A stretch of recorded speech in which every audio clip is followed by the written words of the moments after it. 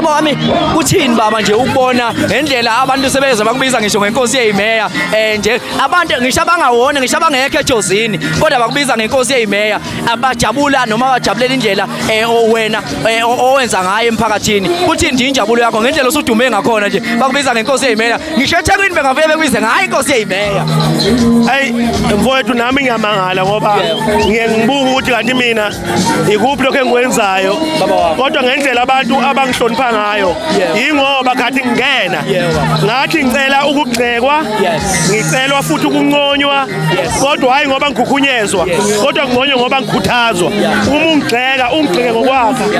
yingakho namhlanje abantu bangikhulisile ngoba lokho ongiyikho namhlanje ingenxa yokuhlonishwa abantu banginika ithuba bangibekezelele. Siyabonga kakhulu baba wami ngimbekile nangu upapasi naye upapasi is a small boy.